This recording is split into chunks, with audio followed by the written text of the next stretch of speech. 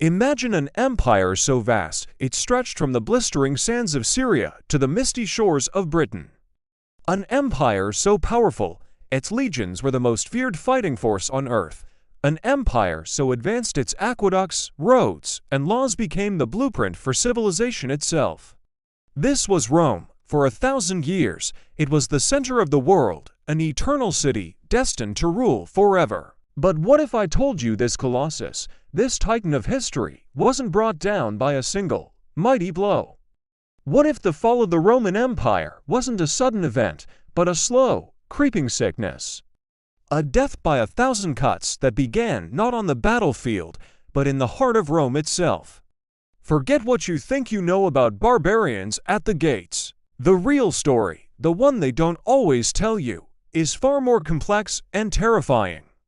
It's a story of economic collapse, political corruption, and a crisis of faith that rotted the empire from the inside out, long before the final walls came crashing down.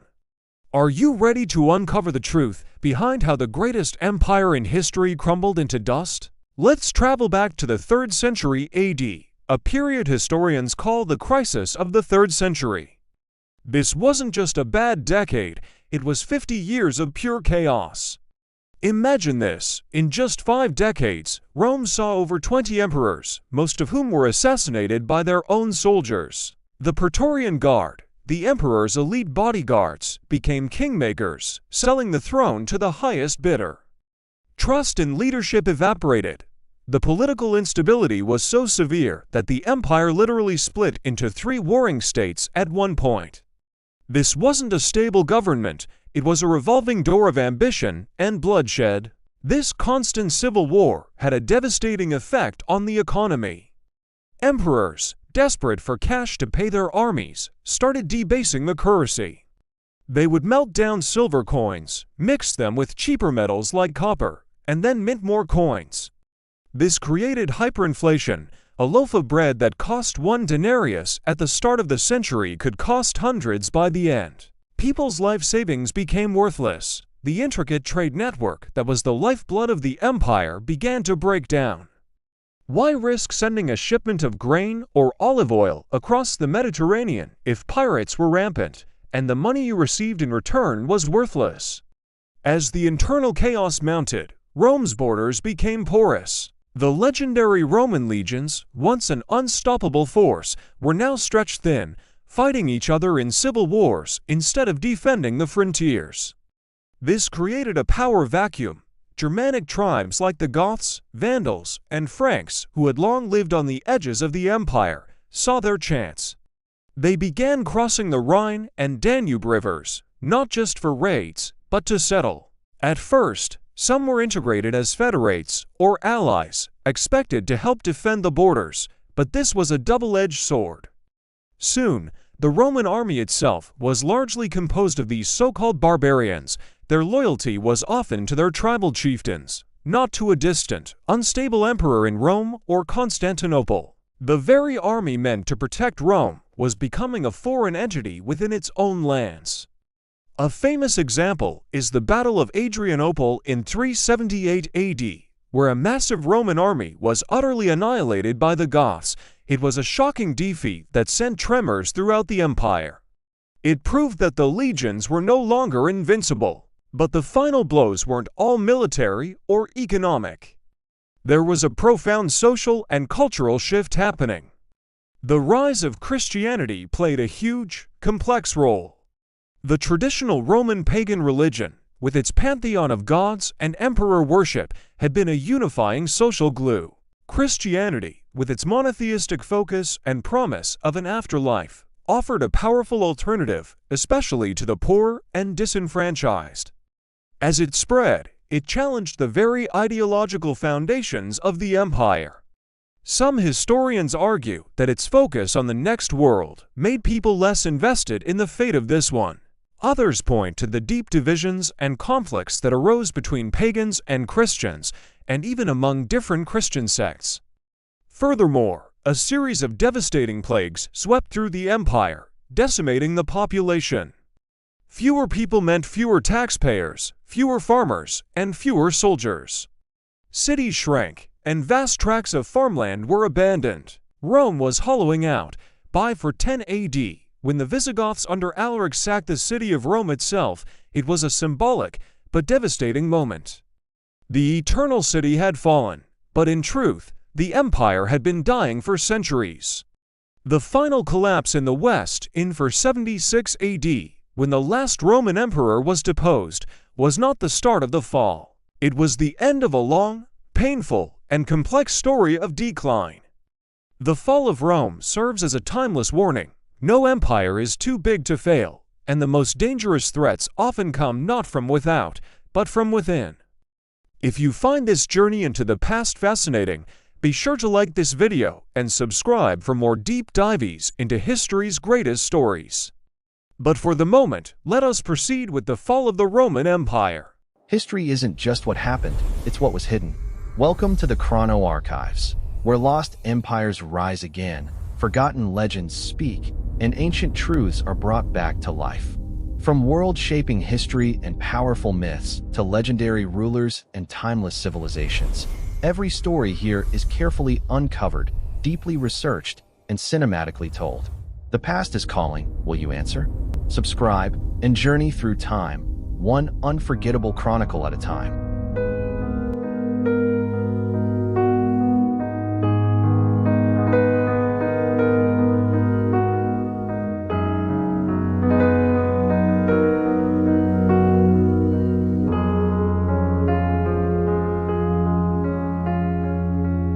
Imagine a world stitched together by stone, an empire so vast it touched the edges of the known world.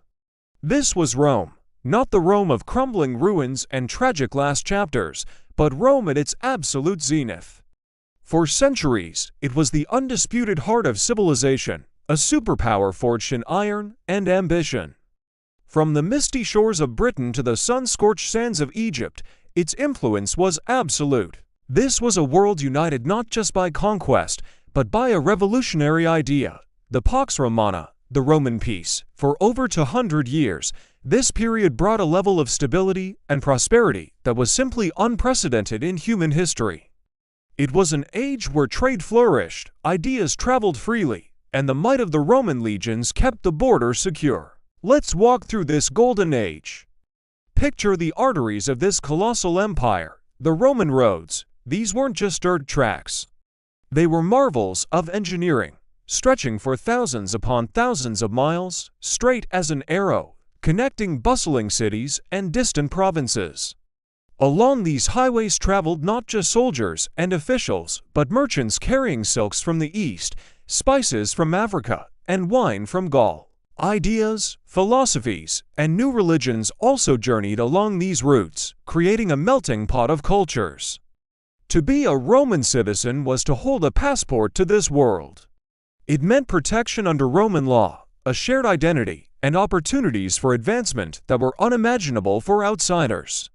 The very concept of citizenship, of belonging to something greater than your local tribe, was a powerful, unifying force, and the cities. Oh, the cities were the glittering jewels of the empire. Forget the humble villages of the past. Roman cities were masterpieces of urban planning and monumental architecture. Imagine standing in the heart of Rome itself, in the Forum. All around you, towering marble columns reach for the sky. Sunlight glints off the golden roofs of temples dedicated to Jupiter, Juno, and Minerva. The air is thick with the buzz of 1,000 conversations as senators in white togas debate politics, merchants hawk their wares, and citizens from every corner of the empire gather to socialize and conduct business. This wasn't just a marketplace, it was the political, social, and economic epicenter of the entire Western world. Justice was dispensed in massive basilicas, grand speeches echoed through the Senate House, and the triumphs of victorious generals were celebrated with lavish parades down the sacred way. Life in these cities was supported by incredible feats of engineering. Look to the horizon, and you'd see the aqueducts, graceful, arched structures snaking across the countryside for miles. These weren't just for show, they were the lifeline of the city, carrying millions of gallons of fresh, clean water every single day. This water fed the public fountains, supplied the opulent bathhouses where Romans of all classes could relax and socialize, and even flushed the city's advanced sewer systems. This commitment to public works, to infrastructure that served the people, was a hallmark of Roman ingenuity. It allowed cities to grow to sizes previously unheard of, supporting populations of over 1 million people with a quality of life that wouldn't be seen again in Europe for over 1,000 years. The engine behind this peace and prosperity was, of course, the Roman military.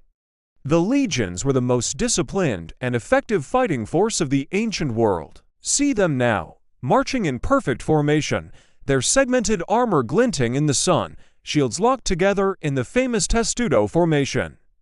Each legionary was a professional soldier, highly trained and fiercely loyal. Their iconic short sword, the gladius, and heavy javelin, the pilum, were brutally efficient weapons. But the legions were more than just a war machine. In times of peace, they were builders. They constructed the forts, the bridges, and the very roads that held the empire together. They were the visible, ever-present symbol of Rome's power, a constant reminder to both citizen and potential foe that the peace was protected by an unyielding iron fist. This was the Rome of emperors like Trajan and Hadrian, a time when the empire reached its greatest territorial extent. It was a cosmopolitan society where a man from Spain could become emperor and a philosopher from Greece could teach the sons of Roman nobles. Art, literature, and architecture flourished.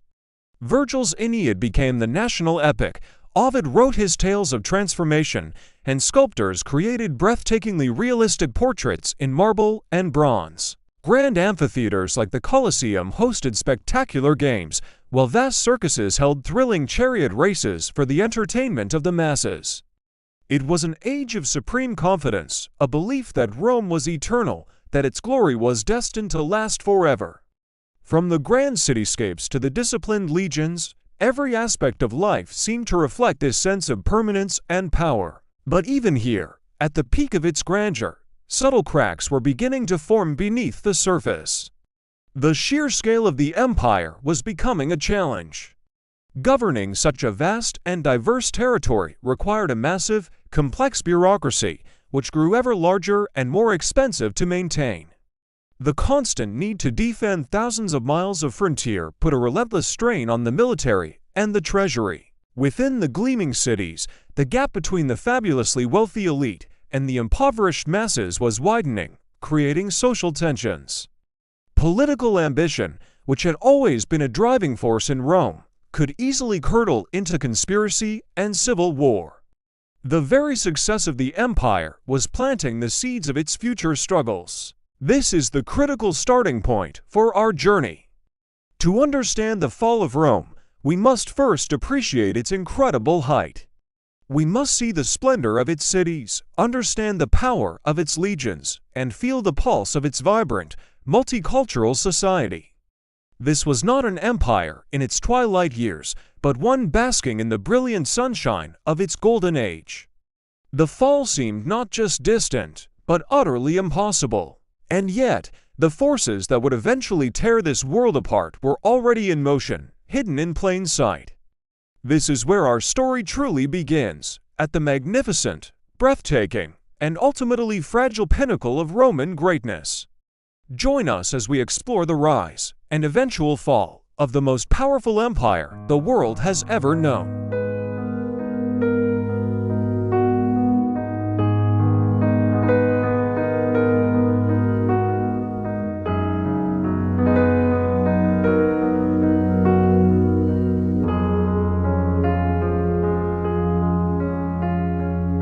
Power without stability is a dangerous gift. After the golden age of the Pax Romana, a century of relative peace and prosperity, Rome wasn't just facing external threats, it was starting to rot from the inside out.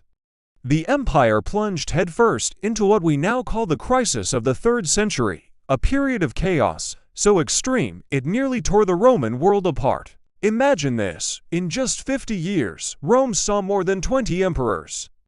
That's an average reign of less than 3 years. And most of them didn't retire peacefully to a country villa. They were murdered, often by the very men sworn to protect them. This wasn't just a political problem, it was a symptom of a much deeper sickness. The very foundations of Roman power were beginning to crack. The Praetorian Guard, once the elite bodyguards of the emperor, had become kingmakers. They were a law unto themselves, stationed right in the heart of Rome. Their loyalty wasn't to the state or the people, but to whoever could promise them the biggest bonus. They would assassinate an emperor they disliked and literally auction off the throne to the highest bidder. Can you picture the scene? A terrified, reluctant nobleman being shoved onto the throne, a puppet ruler who knew his life depended on keeping these soldiers happy. This wasn't leadership, it was a protection racket at the highest level of government. The message it sent was clear. Power in Rome no longer came from the Senate or the people, but from the tip of a sword. This instability wasn't confined to the palace corridors. Out on the frontiers, the vast Roman armies were splintering. Generals, seeing the weakness in the capital, realized they didn't need the Praetorians to become emperor. They had their own legions, battle-hardened and fiercely loyal to them personally, not to some distant, faceless concept of Rome. So, they'd get proclaimed emperor by their troops and march on the capital to claim the prize. This triggered devastating civil wars that crisscrossed the empire. Roman legions, which should have been defending the borders against barbarian tribes, were instead fighting each other. Brother against brother, Roman against Roman, the fields were soaked with the blood of the empire's own defenders. The economic cost of this perpetual warfare was staggering. Resources that should have been used to build roads, aqueducts, and cities were instead funneled into paying off soldiers and funding civil wars. To cover these insane costs, emperors resorted to debasing the currency.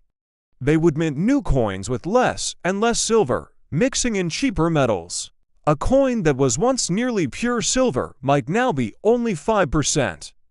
People quickly realized their money was becoming worthless. This led to runaway inflation. Prices for everyday goods like bread and oil skyrocketed. Savings were wiped out overnight, trade ground to a halt as the currency system collapsed. Farmers abandoned their fields, artisans closed their shops. The once bustling economy of the empire was seizing up. For the average citizen, life became a nightmare of uncertainty and fear.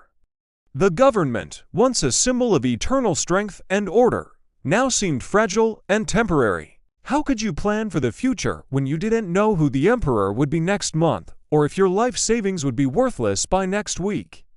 Faith in the empire's institutions, which had been built over centuries, crumbled. The Senate, once the venerable heart of the Republic, was now a powerless debating society, forced to rubber stamp whichever general had the biggest army. People lost faith in the gods, in the law, in Rome itself. A deep sense of pessimism and dread settled over the land.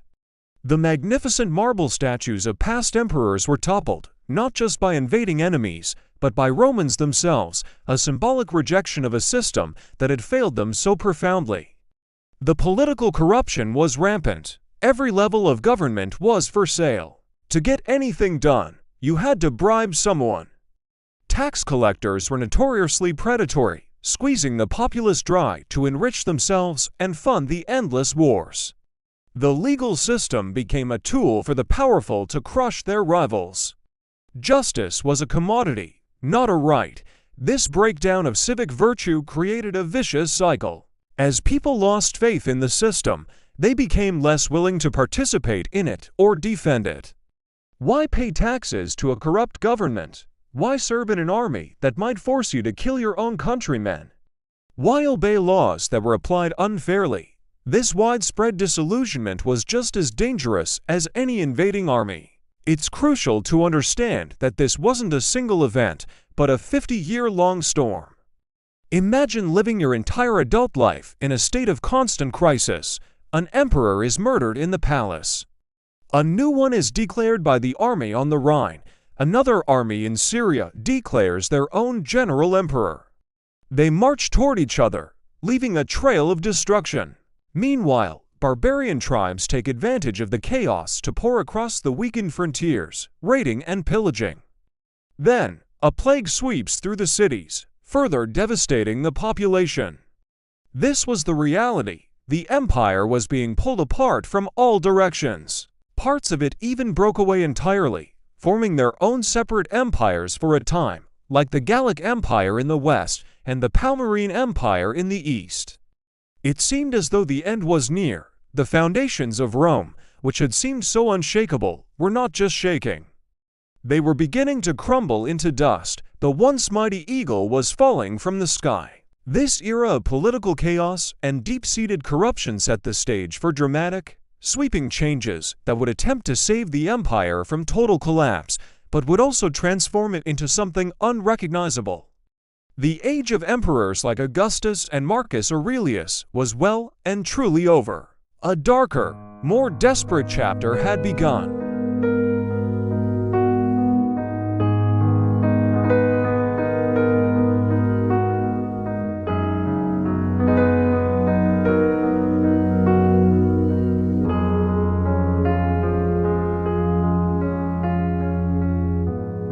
Welcome to the third chapter of our journey through the fall of Rome. Today, we re-diving into a force that is often less dramatic than clashing swords, but just as deadly: economic decline. How did the mightiest empire in the world go broke? Let's find out. At its peak, the Roman Empire was an economic powerhouse, a sprawling network of trade and tribute that funded its legendary legions, magnificent cities, and engineering marvels. Rome's power was incredibly expensive.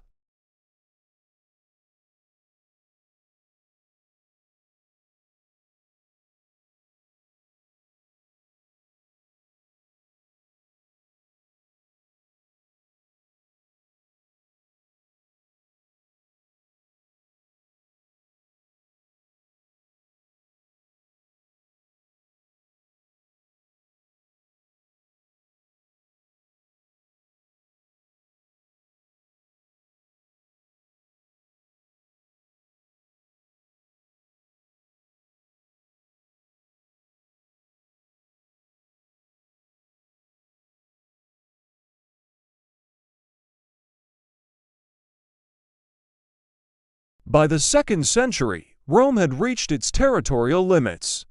The era of easy, profitable conquests was over.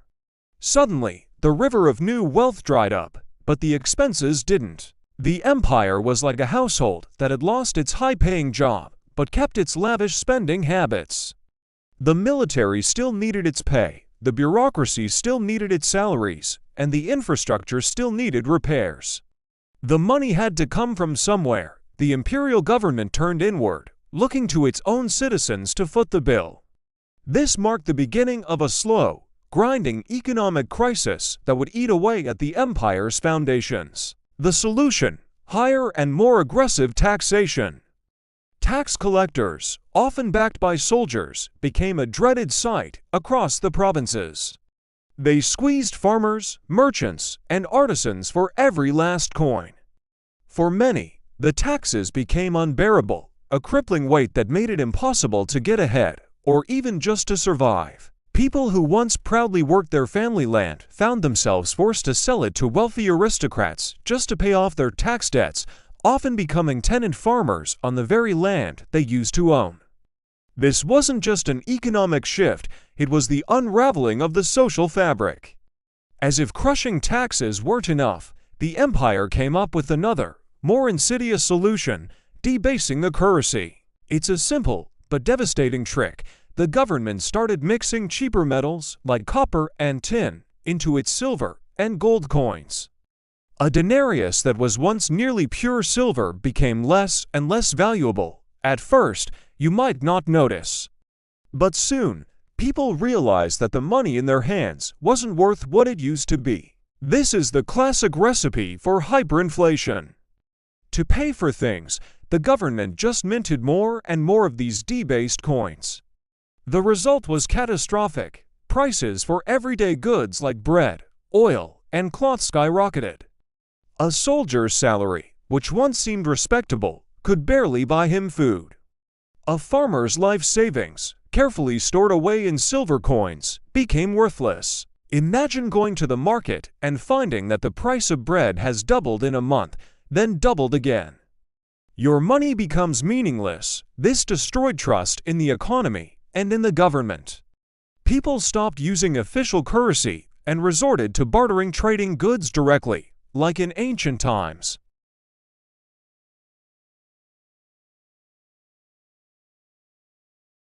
This financial chaos had a ripple effect on another pillar of Roman prosperity: trade.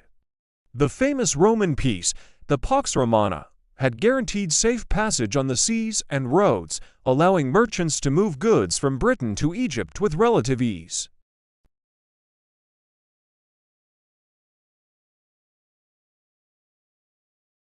Legions were stretched thin, pulled away from border patrols to deal with internal revolts or civil wars.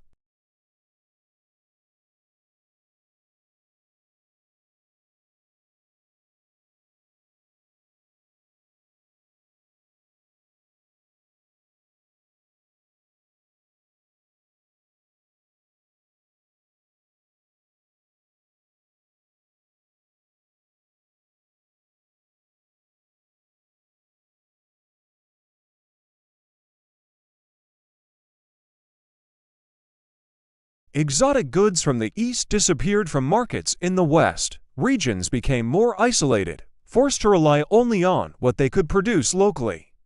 The interconnected, globalized world of the Roman Empire was breaking apart. The decline of trade and the flight from cities had a profound impact on the landscape of the empire. Urban centers, once the vibrant hubs of culture, commerce, and administration, began to shrink. Without a steady flow of goods and food from the countryside and beyond, cities like Rome itself could no longer support their massive populations. People fled the insecurity, the high taxes, and the lack of opportunity in the cities, seeking refuge in the countryside. But they weren't returning to a world of small, independent farms. Instead, power consolidated into the hands of a few extremely wealthy landowners.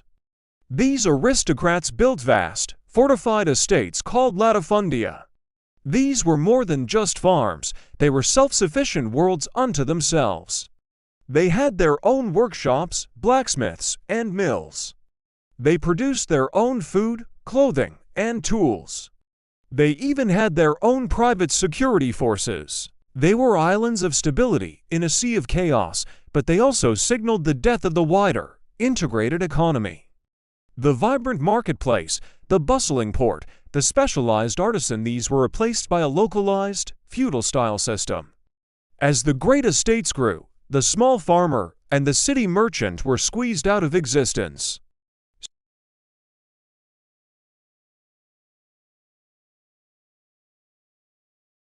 It was also a story of economic failure, a slow-motion catastrophe that hollowed out the empire from within.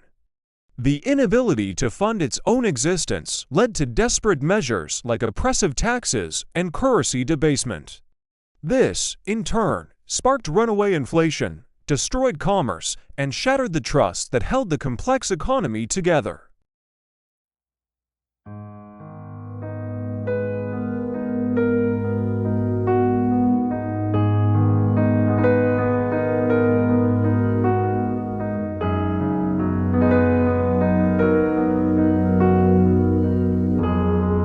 For centuries, the name Rome was synonymous with military might. The Roman legions, a force forged in discipline and loyalty, were the bedrock of the empire, conquering vast territories and holding them against all comers. To be a Roman soldier was a mark of honor, a path to citizenship, and a guarantee of stability. The legions were the engine of Roman expansion and the shield that protected its civilization. But as the centuries wore on, the gears of this mighty war machine began to grind and stall.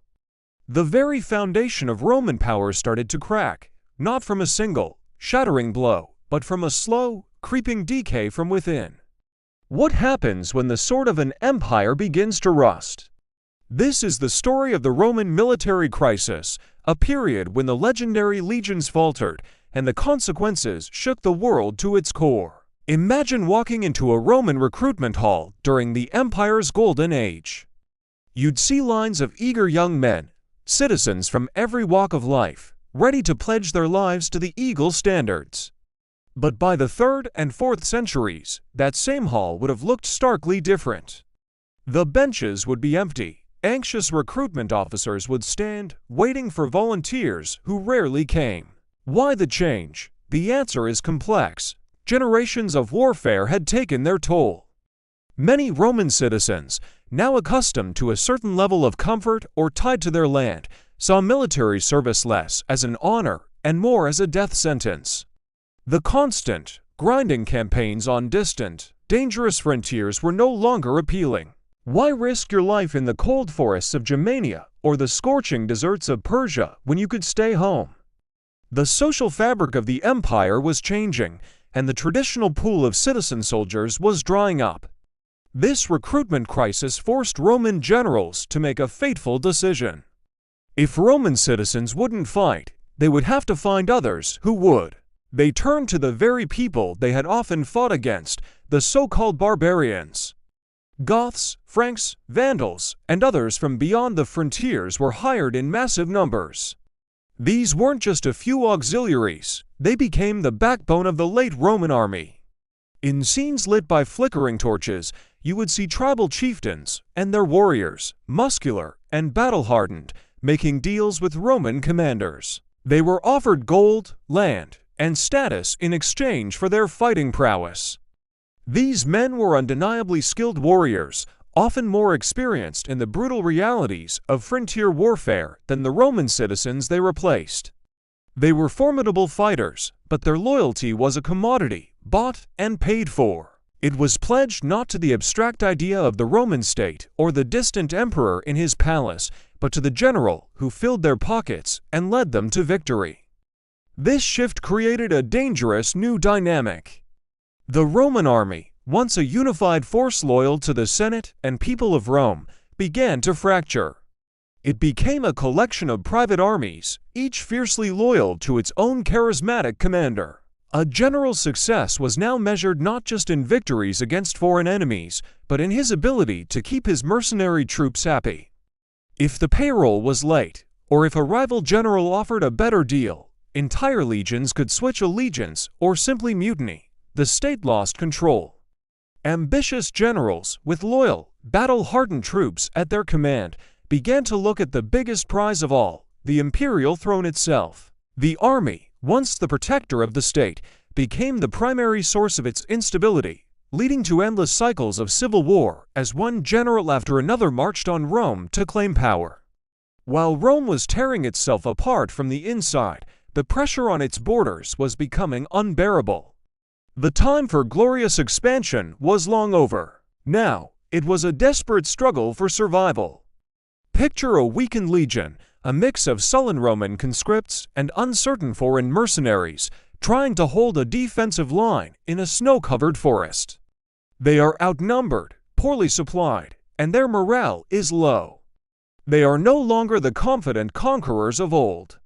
They are a beleaguered garrison, waiting for the inevitable attack. From the dark woods, the sounds of war horns echo, and a tide of invaders pours forth.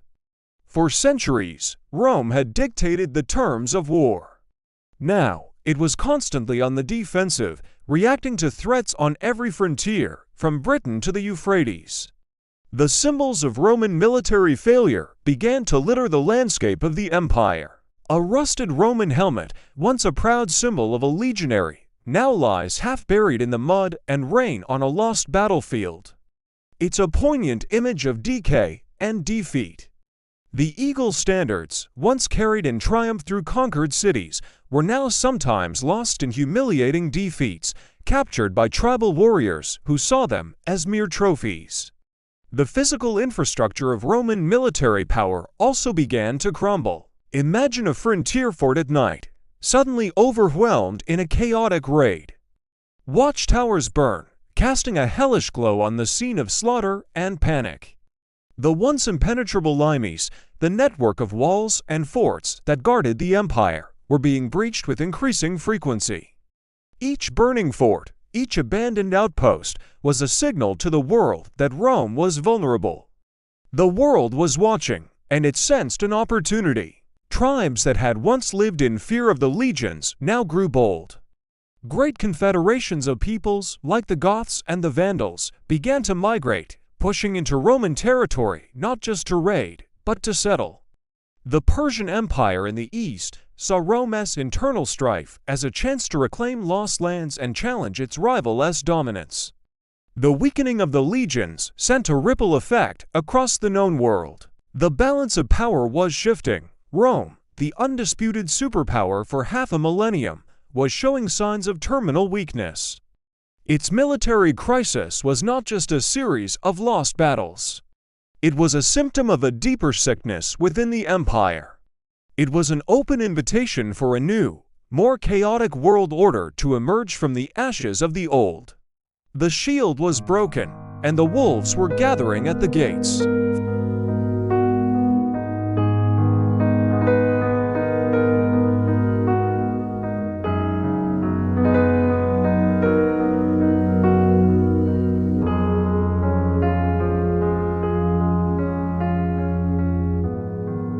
Was it really the barbarians who brought down the mighty Roman Empire?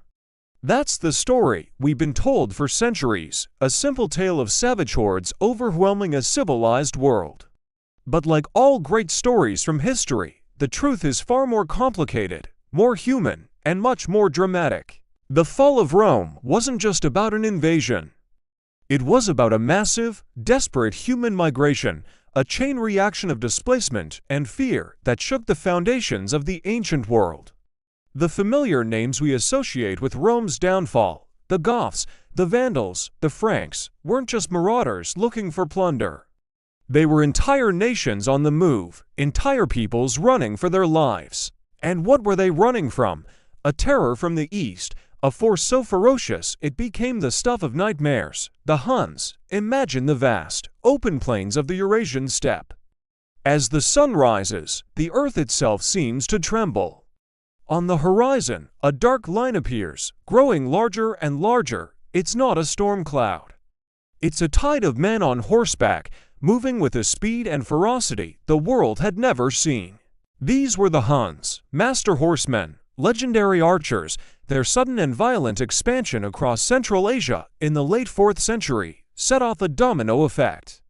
They crashed into the territories of the Goths and other Germanic tribes living north of the Danube and Black Sea. These weren't just armies fighting armies. This was a force of nature disrupting civilizations that had existed for generations. Faced with annihilation, these tribes had only one choice: flee. So they packed up everything they owned.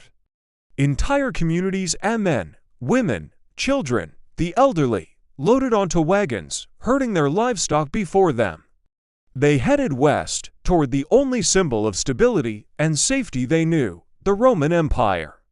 They weren't coming to conquer Rome, not at first. They were coming as refugees, desperately seeking sanctuary behind its well-guarded borders.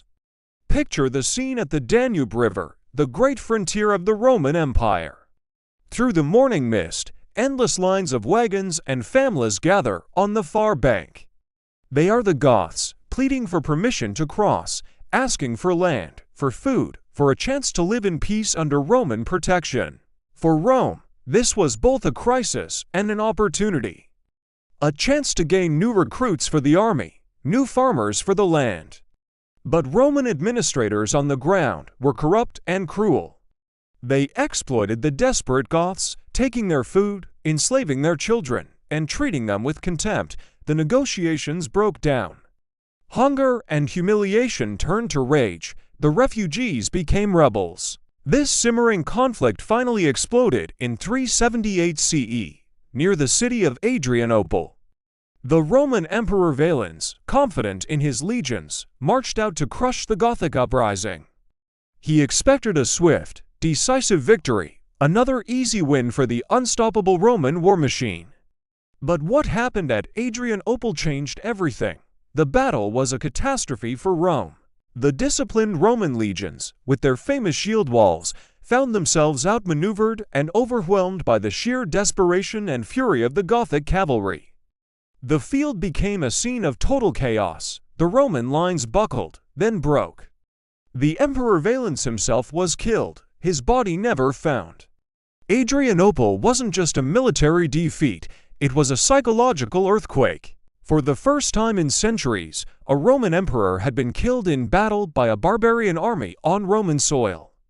The myth of Roman invincibility, the very idea that the empire was eternal and untouchable, was shattered.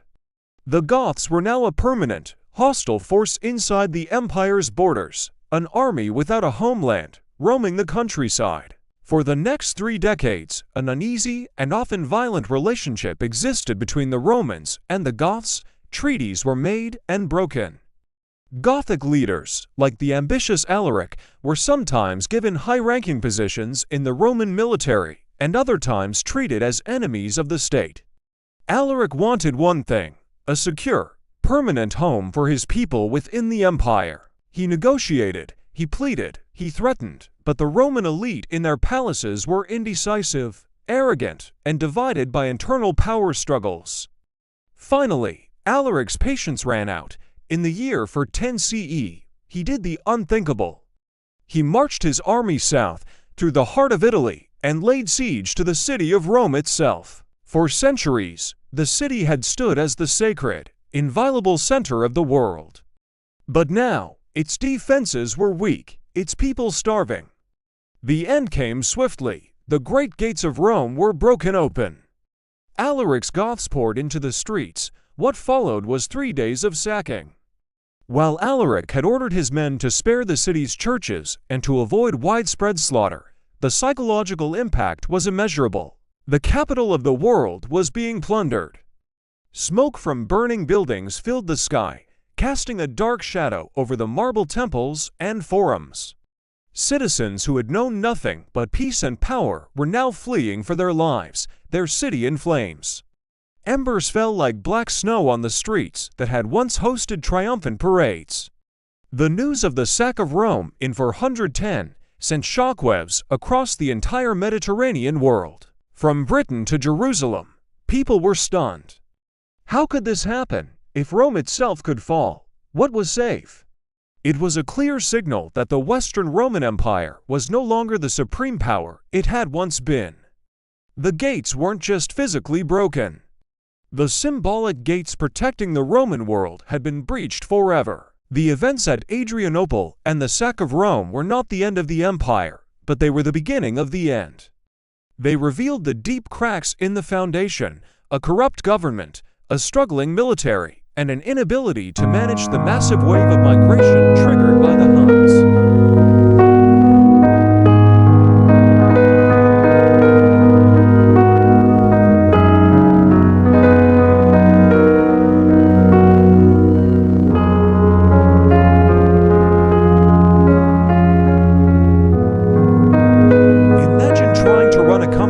Spans half the known world, with messages delivered by horseback and problems cropping up thousands of miles apart. That was the reality for the Roman emperors by the late 3rd century. The empire had become a giant, too big and unwieldy to be governed by one man from one city. The strain was showing everywhere. Economies were faltering, borders were under constant attack, and internal rebellions were becoming the norm. Something had to give. The solution that one emperor came up with would change the course of history forever, creating not one, but two Roman destinies. The man who took a knife to the map of Rome was Emperor Diocletian. He wasn't a man given to half measures. He looked at the sprawling, chaotic empire and saw the core of the problem. It was simply too large for a single administration. His solution was radical, yet pragmatic. In 285 AD, he made the monumental decision to divide the empire. He drew a line, creating a Western Roman Empire and an Eastern Roman Empire. It wasn't meant to be a divorce, but more like a corporate restructuring. The idea was to have a senior and junior emperor in each half, a system he called the Tetrarchy, or Rule of Four. This was designed to ensure smoother succession, and allow rulers to be closer to the action, responding to crises on the frontiers much faster. Diocletian himself took the east, the more stable and prosperous half, and appointed a co-emperor, Maximian, to manage the turbulent west. The goal was cooperation, shared power to preserve the whole. But in splitting the administration, he had unwittingly sown the seeds of a permanent division. The two halves would soon begin to drift apart, developing their own distinct characters, economies, and ultimately, their own fates. The Eastern Roman Empire, which Diocletian chose for himself, was undeniably the better deal. Geographically, it sat at the crossroads of major trade routes connecting Europe and Asia. This meant wealth flowed into its cities from the spice routes, the Silk Road, and the bustling ports of the Aegean and Black Seas. Cities like Alexandria in Egypt, Antioch in Syria, and countless others were ancient centers of commerce, philosophy, and culture. They were more populous, more urbanized, and had more resilient economies than their Western counterparts. The East was, simply put, richer. This wealth allowed it to fund a more professional army, build stronger fortifications, and maintain a sophisticated civil service. It had the resources to weather the storms that were battering the empire. The jewel in the East's crown would soon become Constantinople. Though founded a bit later by Emperor Constantine, it perfectly embodied the strengths of the Eastern Empire. Strategically positioned on the Bosphorus Strait, it was a fortress city, protected by water on 3 sides and massive walls on the 4th. It controlled the vital passage between Europe and Asia, and the Mediterranean and Black Seas.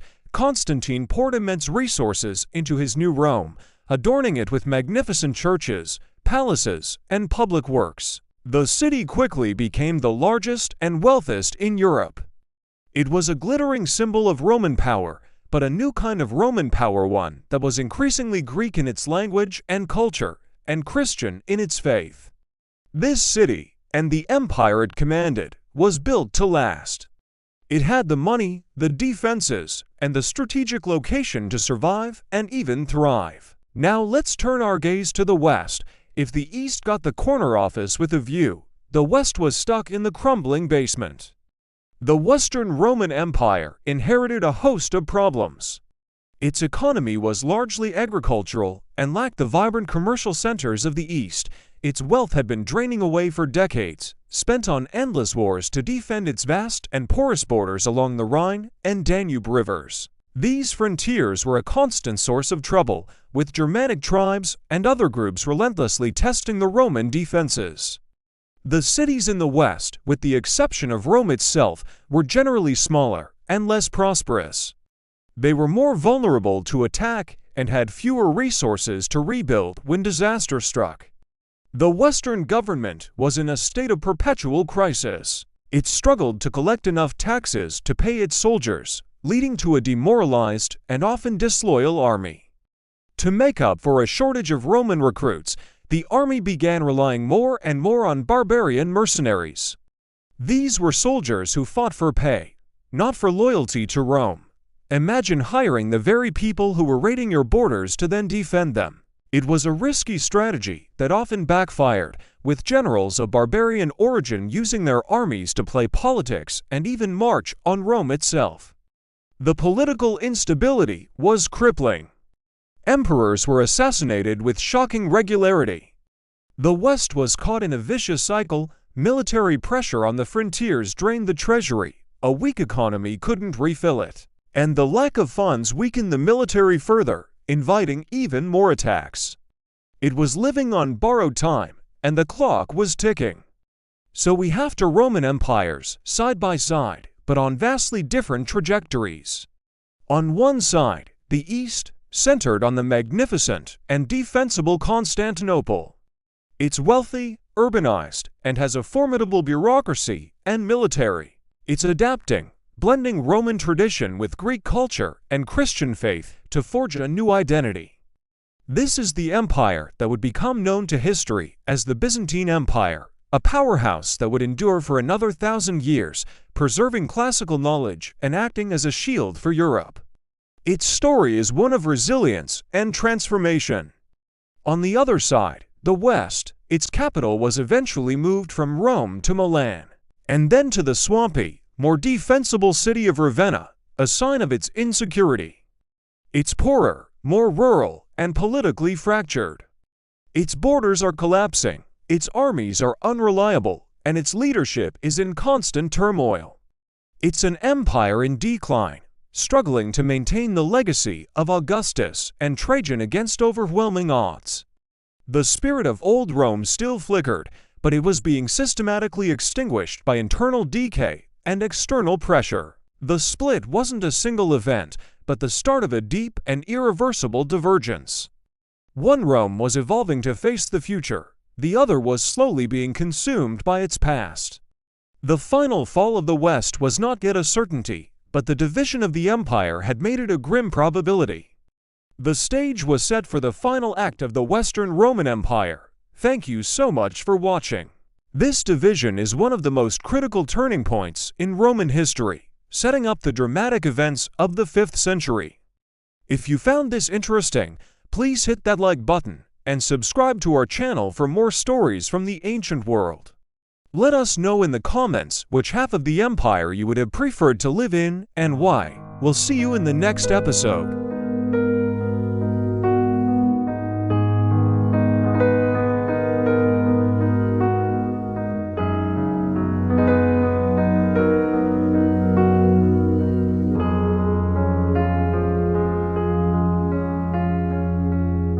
Welcome back to our journey through the annals of Rome.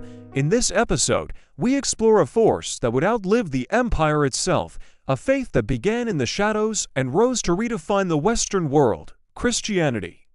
Imagine the Roman Empire in its final centuries, a colossal entity creaking under the weight of its own immensity, beset by internal strife and external threats. Amidst this turmoil, a new belief system was quietly taking root, spreading not through conquest, but through conviction. In the early days, to be a Christian was to live a life of risk. We often picture them gathering in secret, perhaps in the dimly lit catacombs beneath Rome, their hushed prayers echoing in the subterranean passages. These were not grand cathedrals, but humble, hidden spaces where a community forged its identity away from the suspicious eyes of the state. For centuries, Christians faced sporadic but brutal persecution. The official state religion, with its pantheon of gods and emperor worship, demanded a civic loyalty that Christians, who worshipped one God, could not give. This refusal was seen not just as impiety, but as treason, a dangerous defiance that threatened the very fabric of Roman society, the Pax Deorum, the peace of the gods. From Nero to Diocletian, emperors saw this new faith as a challenge to their authority, leading to waves of arrests, tortures, and executions. Yet, paradoxically, the more it was suppressed, the more it seemed to grow.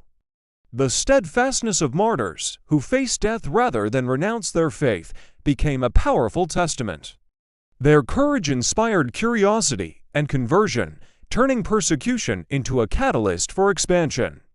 The blood of the martyrs, as the early church father Tertullian famously wrote, became the seed of the church. It was a grassroots movement, spreading along trade routes, carried by merchants, soldiers, and slaves, resonating with a message of hope, salvation, and equality in the eyes of God that appealed across all social strata, especially to the poor and marginalized. Then, in the early 4th century, everything changed. The story is one of the most pivotal moments in history. The Emperor Constantine, on the eve of a decisive battle at the Milvian Bridge, reportedly saw a vision. He looked to the sky and saw a luminous cross, accompanied by the words in this sign, "You will conquer." He ordered his soldiers to paint the Christian symbol, the Chiro, on their shields. They won the battle, and Constantine attributed his victory to the Christian God. This was the turning point. Whether his conversion was a genuine spiritual awakening, a shrewd political calculation, or a mix of both, is a debate that still fascinates historians. What is undeniable is its impact. In 313 AD, Constantine and his co-emperor Licinius issued the Edict of Milan, which granted religious tolerance throughout the empire. Christianity was no longer an illicit cult. It was a legally recognized religion. The age of persecution was over. What followed was a seismic shift in the landscape of power and culture. Constantine became a patron of the church, showering it with wealth, land, and legal privileges. The humble house churches and hidden catacombs gave way to magnificent basilicas, built with imperial funds, that now dominated the urban skylines of cities like Rome and Constantinople. Grand churches, modeled on Roman public halls, began to rise over the streets, their construction a visible symbol of this new era. Clergy, once hunted fugitives, were now influential figures in public life. Bishops became powerful administrators, their authority often rivaling, and sometimes exceeding, that of local governors. The church developed its own hierarchy, its own laws, and its own courts, creating a parallel power structure within the empire. This fusion of church and state had profound consequences. Emperors began to involve themselves in theological disputes, presiding over church councils like the Council of Nicaea to define official doctrine and unify the faith. Religion and politics became inextricably linked. As Christianity ascended, the old pagan traditions began to fade. The transition was not instantaneous, but a slow, gradual eclipse. Picture a once magnificent Roman temple dedicated to Jupiter or Mars, now standing silent and abandoned, its marble columns slowly being reclaimed by nature, overgrown with ivy. Sacrifices ceased, festivals were forgotten, and the old gods retreated into myth.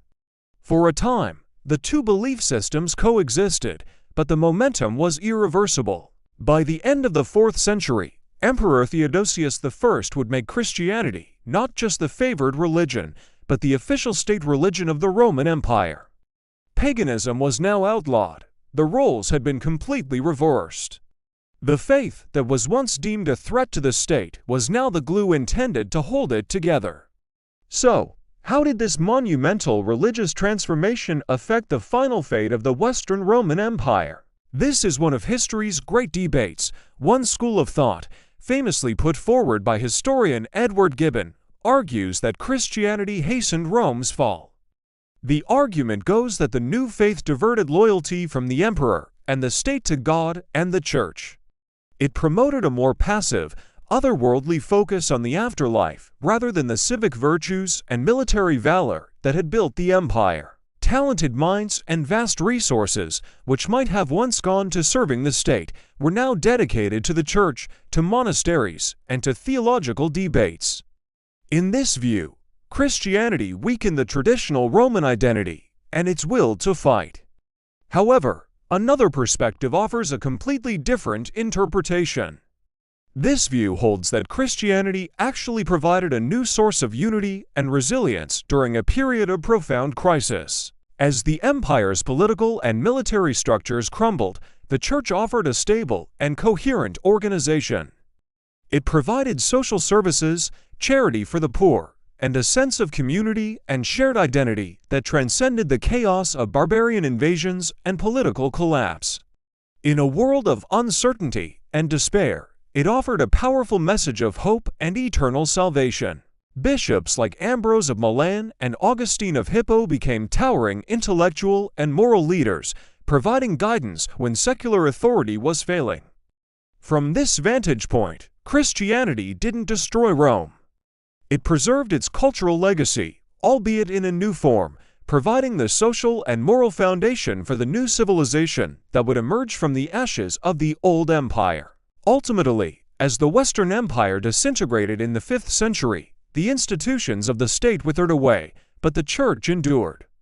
Barbarian kings who carved up the empire, like the Franks and the Goths, would eventually convert to Christianity, looking to the church for legitimacy and the administrative tools to govern. The Latin language, preserved in the scriptures and by the clergy, became the language of scholarship and diplomacy for the next 1,000 years. Roman law influenced church canon law. The faith that had been born within the empire had outlasted it, becoming the principal heir to its legacy. The cross, once a symbol of a marginalized sect, now stood over the skyline of a transformed continent, a glowing beacon transitioning from the world of the Caesars to the world of Christendom. The empire fell, but in its place, it left a faith that would shape the future of billions. Religion had outlived the state. Thank you for joining us for this episode. We've seen how a spiritual movement can reshape the destiny of an empire.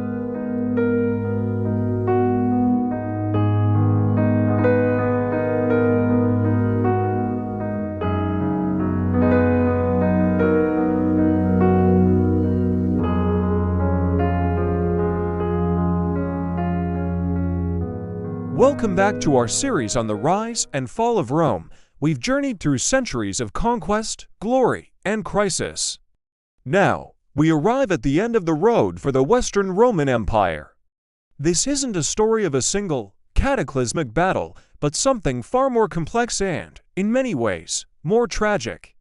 By the dawn of the 5th century, the empire that had once dominated the known world was a shadow of its former self. The immense, centralized power that had emanated from Rome for nearly a millennium was fracturing, crumbling not from one mighty blow, but from 1,000 cuts inflicted over generations. The signs were everywhere, from the fields to the halls of power. Imagine the Western Empire as a grand, ancient tree. For centuries, its roots ran deep, drawing strength from every province. Its branches reached across continents, providing shade and order. But now, disease had set in. The core was rotting from the inside out. The very foundations of Roman society were shaking. The economy, once the engine of a globalized world, was in shambles. Constant warfare, overtaxation, and a reliance on plunder rather than production had crippled it. The latifundia, those massive agricultural estates, were worked by serfs tied to the land, a system that resembled the feudalism that would soon replace it. Small farmers, the backbone of the early republic's army, were long gone, swallowed up by the wealthy elite. The vibrant trade that once flowed along Roman roads and sea lanes slowed to a trickle.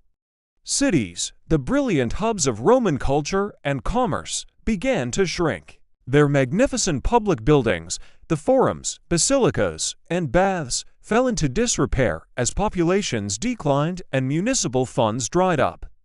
Disease and plague, which had swept through the empire in previous centuries, had taken a heavy demographic toll, leaving vast areas underpopulated and undermanned.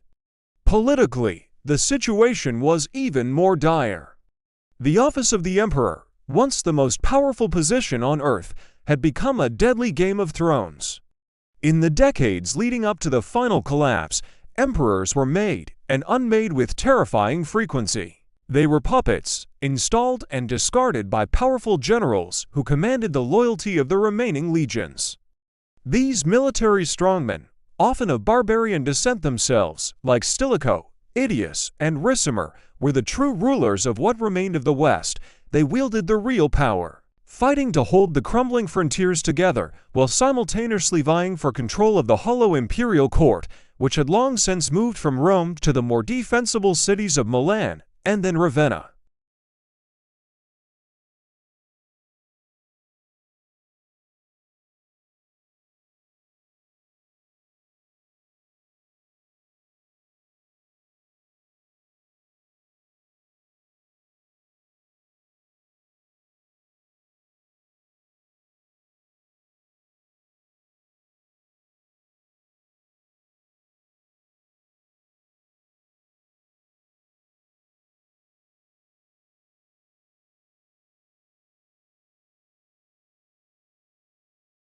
For centuries, Rome had fought them, traded with them, and even recruited them into its armies. The relationship was complex, a mixture of conflict and assimilation. But by the 5th century, the dynamic had fundamentally shifted. These were no longer just raiding parties hitting the frontier. Entire peoples, displaced by movements in the Eurasian steppe like the arrival of the Huns, were migrating into the empire, seeking land, security, and a piece of Roman wealth. In 410, the Visigoths under Alaric did the unthinkable. They sacked the city of Rome itself. The psychological shockwave was immense. The Eternal City, which hadn't been breached by a foreign enemy in 800 years, had fallen. While the physical damage was significant, the blow to Roman prestige and morale was catastrophic. How could an empire that couldn't even protect its symbolic heart hope to survive? Following Alaric's sack, the floodgates opened. The Vandals swept through Gaul and Spain, crossing into North Africa in 429. This was a mortal blow. North Africa was the breadbasket of Rome, its most vital source of grain. With the Vandals in control, the food supply to Italy was cut off, leading to famine and further instability. The Vandals then built a fleet and took to the sea, becoming pirates who terrorized the Mediterranean and even sacked Rome a second time in 455, this time far more brutally. Meanwhile, the Franks were consolidating their power in northern Gaul, laying the groundwork for what would become France. The Angles and Saxons were crossing the Channel into Britain, which Rome had abandoned decades earlier. The Visigoths carved out a kingdom in Spain and southern Gaul. The Burgundians settled in the Rhone Valley. The map of the Western Empire was being redrawn, not by Roman cartographers, but by barbarian kings. The empire was no longer a contiguous territory, but a patchwork of Roman-held lands interspersed with autonomous barbarian kingdoms established on Roman soil. These new rulers often paid lip service to the emperor in Ravenna, but in reality, they governed their own territories, collected their own taxes, and waged their own wars. They were kings within the empire. The final act of this long, slow decline came in the year 476. By this point, what was left of the Western Roman Empire was essentially just Italy and a few scattered territories. The emperor was a young boy, perhaps 15 or 16 years old, named Romulus Augustulus. A tragic and ironic name, combining the founder of Rome, Romulus, with the first emperor, Augustus. His father, a Roman general named Orestes, had placed him on the throne a year earlier. But Orestes had refused to grant land in Italy to his barbarian mercenaries, who made up the bulk of his army. In response, their leader, a Germanic chieftain named Odoacer, led a revolt. He captured and executed Orestes, then marched on the imperial capital of Ravenna. There was no epic final battle, no last stand of the legions. When Odoacer entered the city, he faced the boy emperor. What happened next speaks volumes about how far Rome had fallen. There was no dramatic execution, no grand ceremony of surrender. Odoacer simply deposed Romulus Augustulus. He saw that the title of Western Roman Emperor was meaningless, an empty symbol. Instead of proclaiming himself emperor or appointing another puppet, Odoacer made a pragmatic decision. He had the imperial insignia, the diadem and purple robe, carefully packed up and sent to the Eastern Roman Emperor Zeno in Constantinople. The message was clear: one emperor was enough. Odoacer would rule Italy, not as an emperor, but as a king, theoretically under the authority of the emperor in the East. Young Romulus was sent into a comfortable retirement in a villa near Naples, pensioned off and fading into historical obscurity. And that was it. The Western Roman Empire was gone. No comet streaked across the sky. No armies marched to reclaim the throne. No citizens rose up in protest. The empire didn't end with a bang. It ended with a whimper. It was the quiet, almost bureaucratic end to a 1,200-year-old institution. The world had been changing for so long that when the final moment came, it almost seemed natural, inevitable. The overgrown Roman roads, the crumbling aqueducts, the empty forums filled with weeds, these were the true monuments to the fall. They showed a system that had simply ceased to function, a world that had moved on. The last legionary banner didn't fall in a heroic battle. It was likely just folded up and put away, its purpose gone. But the legacy of Rome did not vanish overnight. The idea of Rome, its laws, its language, and its culture would endure for another 1,000 years and beyond. The Catholic Church, based in Rome and structured like the imperial administration, would preserve Latin and classical learning through the Dark Ages. The new barbarian kings adopted Roman titles, laws, and customs. The Eastern Roman Empire, which we now call the Byzantine Empire, would continue to thrive for another 1,000 years, seeing itself as the true continuation of Roman glory. The dream of a universal empire would haunt European leaders for centuries, from Charlemagne to Napoleon, but it would never be recreated.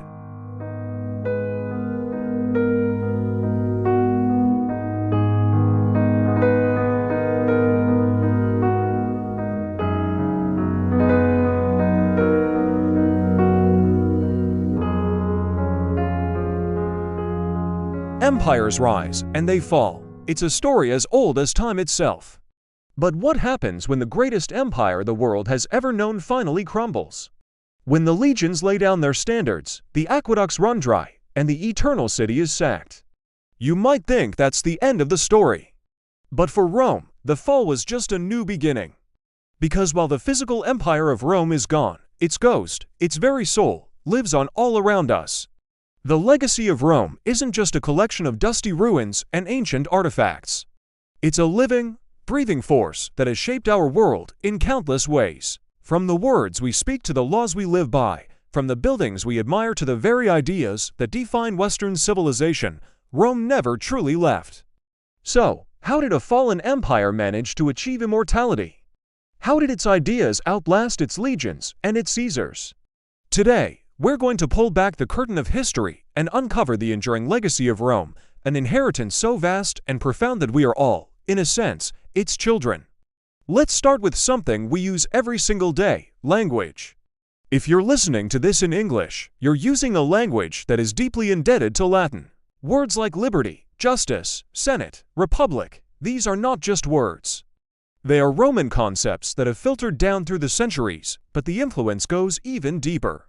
After the Western Roman Empire collapsed in the 5th century, the common, everyday Latin spoken by soldiers, merchants, and colonists didn't just vanish.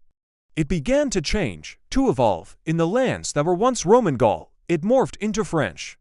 In Hispania, it became Spanish and Portuguese.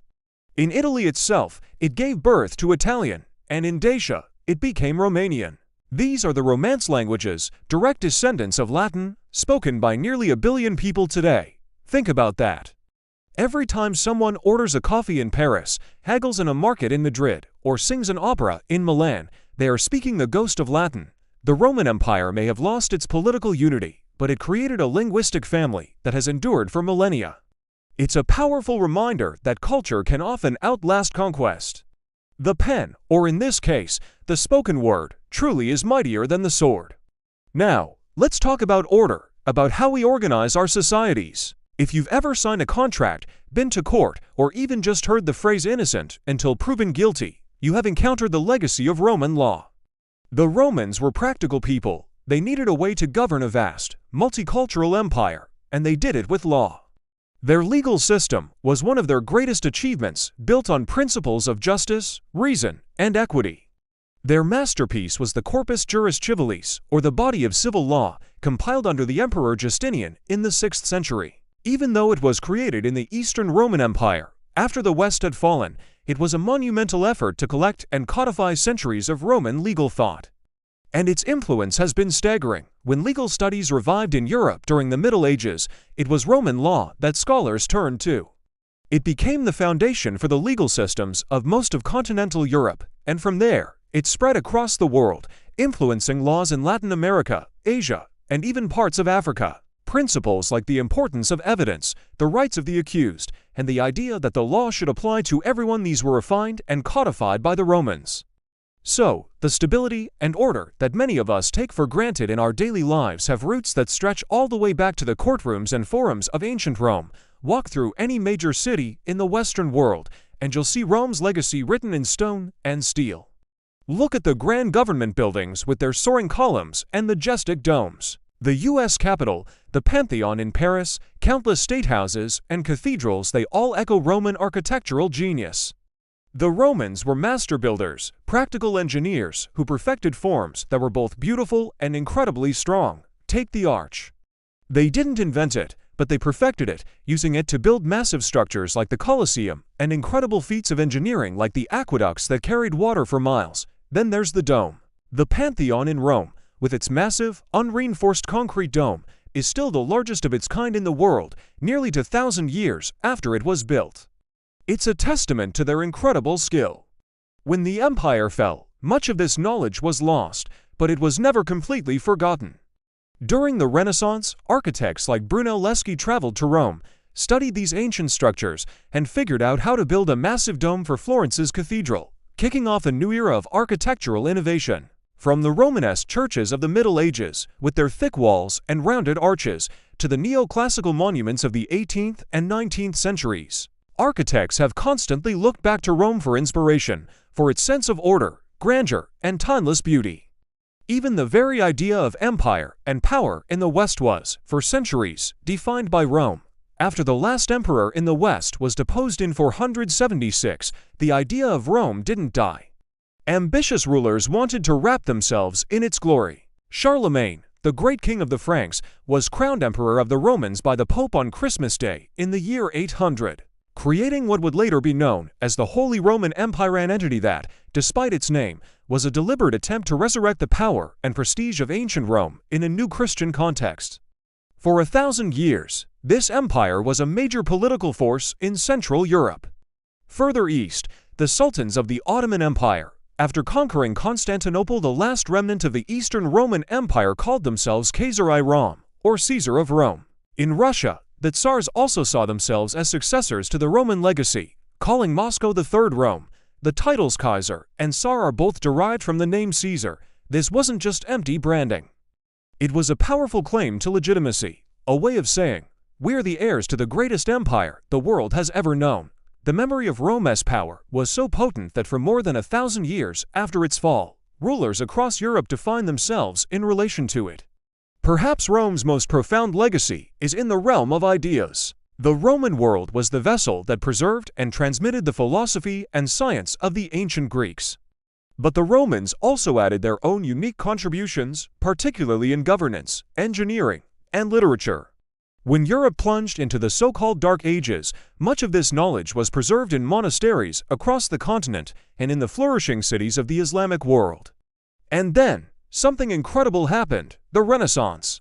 Beginning in the 14th century, scholars, artists, and thinkers began to rediscover the lost texts and art of the ancient world. They called themselves humanists, focusing on human potential and achievement, inspired by the writings of Cicero, Virgil, and Seneca. They looked back to the ruins of Rome and saw not a failure, but a golden age of art, literature, and republican virtue. This rediscovery of Rome's intellectual heritage sparked a cultural explosion that transformed Europe. It led to new forms of art, new ways of thinking about politics and society, and eventually, the scientific revolution and the Enlightenment. The very idea of a republic, a state governed by its citizens for the common good, is a Roman concept that inspired the founders of the United States and the French Revolution. Our modern world, with its emphasis on reason, individual rights, and democratic governance, was built on the intellectual foundations that were rediscovered and reinterpreted during the Renaissance, all thanks to the enduring legacy of Rome. So, is Rome gone? Yes, the empire of legions and emperors, of provinces and taxes, has vanished into the mists of history. But in another, more meaningful way, Rome is everywhere. It's in the etc. at the end of a list, a Latin phrase meaning, and the rest. It's in the design of the stadium where you watch your favorite team play. It's in the legal principle that protects your rights in a court of law. It's in the epic fantasy novels and movies that draw on its stories of heroism and betrayal. The Roman Empire fell, but its ideas endured. They were copied by scribes, studied by scholars, emulated by kings, and revived by artists. They became so deeply woven into the fabric of Western civilization that we often don't even recognize them. They are simply part of the world we live in.